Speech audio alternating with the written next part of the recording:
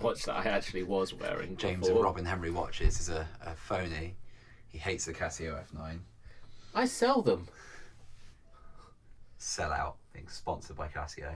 I wish I was sponsored by Casio. Do I have any more here? No, they must be at There's home. one up there. Is there? Top shelf by your spaceman. There you go.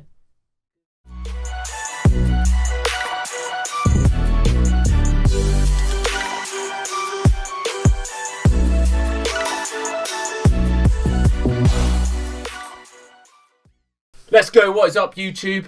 This week we're going to be discussing watches and wonders 2022. So we're going to get into it. We're only going to discuss today Rolex. We are going to get into some of the others, but probably in other videos. Let's be honest, we haven't got time. The Exactly. entire watch world shut out. There's so many, and they're still coming out.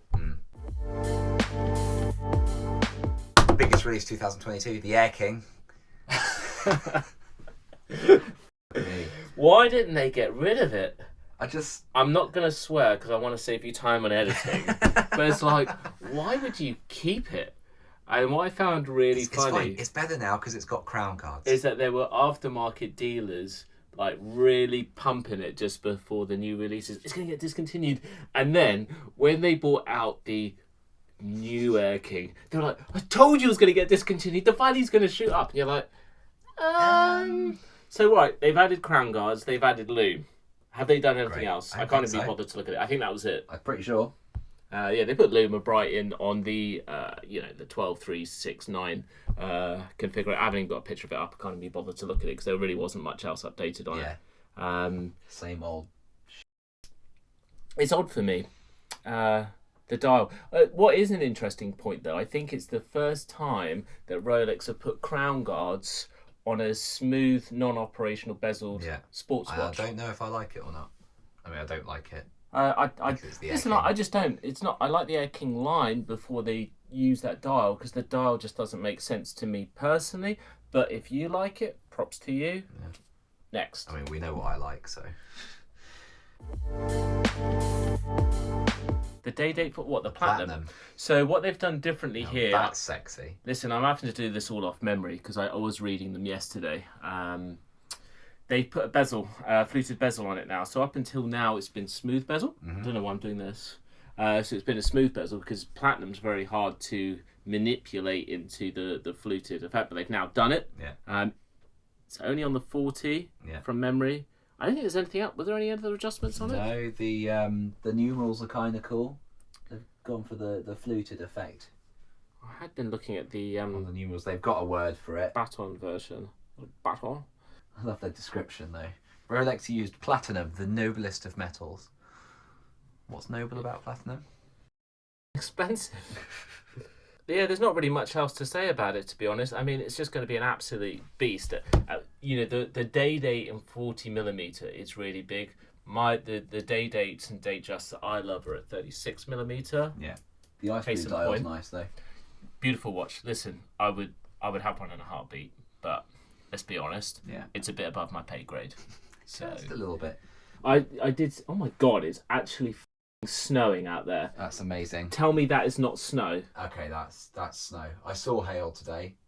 That's snow. I was in England last week. Why is it snowing in Guernsey? I was in England last week and it was 18 degrees in Nottingham. Can I have the day off if it snows overnight properly? No, you cannot. I'm sorry, I can't drive in the snow. I'm gonna have to walk. To be fair, there is landed snow there. I can't anyway, walk 10 this is the dedication that we're filming this in a snowstorm. A snowstorm. Oh my god. Look, if you unstick that... I'm going to, but listen, we've got the new artwork to pick up. I tell you what, the ones I would like you to put up. The crazy... The crazy 31? Not the 31, the 36s with the crazy dials. Oh, yeah, okay, fine. Did you see the one I put up on my Instagram? Yeah.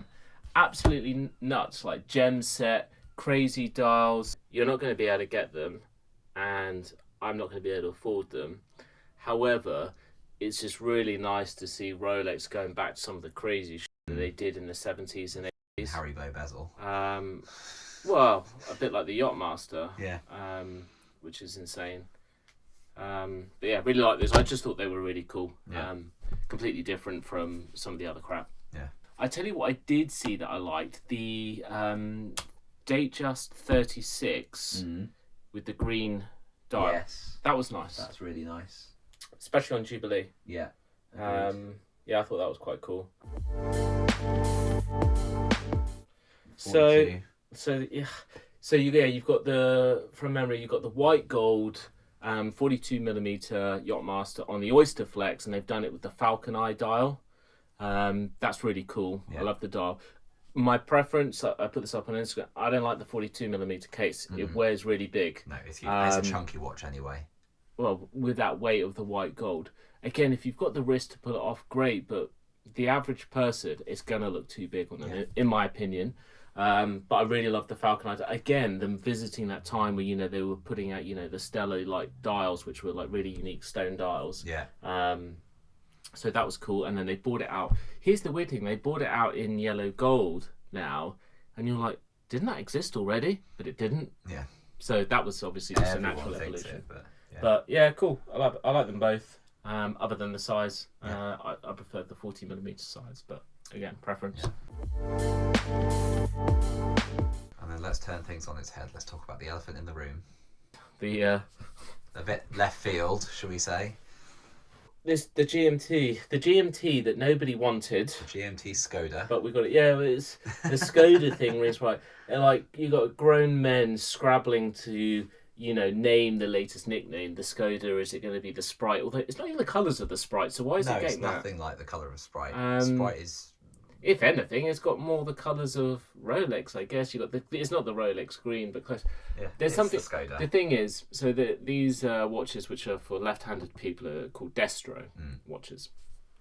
Only 10% of the population is left-handed. Will other people want it? Yes, probably. Yes. Just to be that guy who wears a left-handed watch on there. I don't know how I would feel about someone who's right-handed but wears a left-handed watch. It wouldn't be positive, I don't think. It's the sort of stupid I would do. And here's the other thing. Is Rolex starting to copy Tudor? Because Tudor brought out the Pelagos. Correct. With the left-handed version. Yeah. And whatever year that came out, that was quite popular at the time. This is obviously it's very divisive. I'm not just choosing the popular opinion, but I don't like it. Yeah.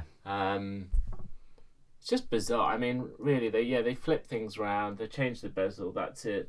But I mean, maybe they just thought we're going to bring out a watch so unattractive that maybe there won't be a wait list for it. Yeah. And people won't be so angry with us. Possibly. Well, let's see what happens in a month. The green I just don't take to anyway. And just the other way round. It's not for me. I know some people are like, I could deal with the crown, but the Cyclops being there weirds me. I know it's obviously there for a reason. But it harks back from their archives. Yeah, listen, I couldn't care less. There's watches from, the 1930s which Rolex did, but they're not bringing those back. No. And there's a reason, But, yeah, I mean, I'm sure it's going to be, everyone's going to be trying to hype it up, but it's not for me. It was about I wouldn't say, is it innovative? No, not really, but no. I guess it's the only thing that was surprising, really, that came out from Rolex. Yeah. Everything else that came out was very Rolex. Yeah, so the Deep Sea is interesting because it's technically a new model, but there's only very minor refinements. Like they made the bezel a little bit slimmer, and the Sapphire's got more of a chamfer around the outside. Yeah. The date window is 8% larger. Which is interesting because it's the way that they just slowly innovate, and they're like, this is a purposeful increase just to continually improve their watches. The Caseback is titanium, but they renamed it RLX titanium. Yeah. Get the RLX? Yeah. Ooh. I wonder what that means. But here's the interesting thing actually out of it. They took the extension off the clasp. Yeah. So to put over a wetsuit, because obviously it's a diving watch, so you have it normally, but you can put the diver's extension on to go over your wetsuit, and they took it off. The same with the Sea Dweller. It's very strange. Which is odd because it's a very functional watch. Now, of course, how many people are going to wear it over their wetsuit? But if you were going off how many people were going to do that, well, why not just make the watch 100-meter water resistant? how? They should have left it though, because if you're going to go to all of doing the execution of everything else to make it, one of the world's best or arguably best dive watches, the Omega Ultra Deep would have something to say about that now. But why take it off? If you're going to say, well, you're not going to use it anyway, well, then you might as well say, well, you don't need the water resistance. I don't need the helium escape valve. But this is it. Why are we? I don't need a rotating bezel to time my dive. Why are we innovating, but then at the same time walking backwards away from practicality? You've got these small increments of improvements, but then they take that off. Bizarre. One of their best avenues for charging the prices they do is because it's there for a very specific professional purpose. The second you start backwalking that, you lose your credibility. Pretty sure they took it off the Seadwell as well. Like I said, I'm doing this all off memory, but I just thought that was interesting. The other bits, like the date window being 8% larger, I was like, that's so Rolex. Yeah. I like that sort of stuff though, because they generally keep improving it, and it's improvements that most people wouldn't notice. Exactly. So that's I thought that was cool. So anyway, let me know your thoughts in the comments. Please like, comment again, subscribe. Can I say that any more times? Like, comment, subscribe. Please subscribe. Please, I'm trying to get to 1,000 subscribers. We want to do more for you, and we're close. We're close to getting there. We can do more at 1,000. We can do more at 1,000. We've got to give away. Oh yeah, it's there. You've got a pile. They can't see it. There's a pile of stuff on the floor there. I might just There's rollies and all sorts there. Do you know what? It's a good job we don't drink out of these glasses at the moment. I'm gonna have to speak. I mean, to be fair, you don't drink off the bottom of them. Well, that is true. And you've created a hermetic seal with the inside. Oh no, hang on. There's a grill underneath. It's a grill. We should get back to drinking brandy though, rather than drinking mixers. Yeah. So yeah. Let us know what you think. What did you like from Watch and Wonders 2022 so far? By the time this comes out, there might be the show. Actually, I think we'll get it out before the show finishes, and we'll see if we can do some more. Interestingly, we did a video on the Bulgari Octafinissimo watch, and it's just like lagging. You probably think if the world could stop releasing things. Yeah, we made a video on it, and it ended up being a 40-minute video somehow. When I was like, I don't think I can talk for a few minutes about it. I don't have time. Stop releasing things. Yeah, please. It's watch season. Just picture a little cupboard somewhere with me in there, being cattle prodded. What, pressing the beep Tapping button? on the computer, trying to press the beep button. Beep. I've hardly sworn today. You're welcome. I've probably sworn more than you. You have. I feel bad. You should feel bad. We out.